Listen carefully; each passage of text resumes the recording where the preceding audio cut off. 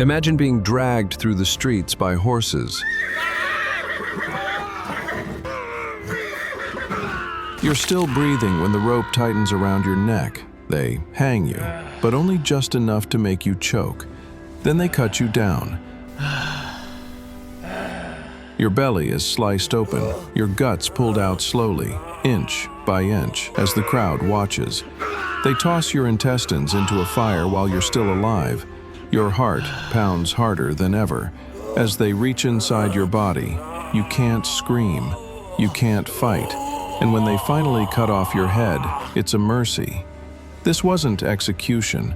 This was medieval justice for the man they called Wallace. This is Histovines, where we tell the stories that history tried to silence, and today we uncover one of the most savage deaths ever recorded, the execution of William Wallace. William Wallace wasn't born in a palace. He didn't wear a crown. He was born in the wild lands of 13th century Scotland, a minor noble in a country drowning under English control. When the English imposed taxes, laws, and fear, Wallace chose to resist. And his resistance wasn't quiet. He ambushed soldiers, burned fortresses, and in 1297 he led Scottish forces to a stunning victory at the Battle of Stirling Bridge. English troops were slaughtered. Scotland had hope. Wallace was declared Guardian of Scotland. But power has a cost, and the English king, Edward I, would not forget. He sent armies, assassins, spies, and finally, a traitor. Betrayal and chains.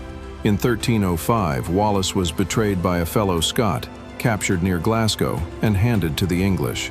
It was not an arrest. It was a trophy. They dragged him in chains all the way to London. The English wanted a show. There was no fair trial, no jury. He was accused of treason, even though he had never sworn loyalty to England. Wallace answered with only one sentence: "I could not be a traitor, for I was never his subject." But the sentence was already decided. He would face England's most brutal punishment: hanging, drawing, quartering, a death reserved for the worst criminals, and now for the most dangerous symbol of freedom. The day of execution, August 23, 1300. At Smithfield, a market square reeking of meat and mud, the stage was set. Wallace was stripped naked, tied to a wooden hurdle, and dragged through the streets by horses. Londoners crowded the alleys, spitting, mocking, throwing garbage. His skin scraped against stone. His body left a trail of blood. By the time they reached the gallows, he was bruised, cut, and barely conscious. But what came next was worse than death. First, he was hanged, not until death, but until near death. His body convulsed, his tongue swelled. But before he could lose consciousness, they cut him down. He collapsed, gasping, and then they opened his body.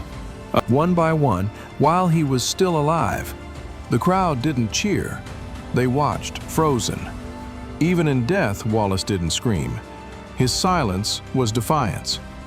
A final war cry, without sound. Once his body gave out, the executioners cut off his head. But even that wasn't enough. Wallace's corpse was quartered, sliced into 4 pieces. His head was placed on a pike atop London Bridge to rot for months. His arms and legs were sent across the kingdom. Newcastle, Berwick, Stirling, Perth. His flesh was made a message. This is what happens when you rise against the English crown, a voice that never died. They killed him, but they couldn't kill what he represented. Wallace's body was torn apart, but his name became a banner. Songs were sung, poems written, and less than 10 years later, Scotland rose again under Robert the Bruce.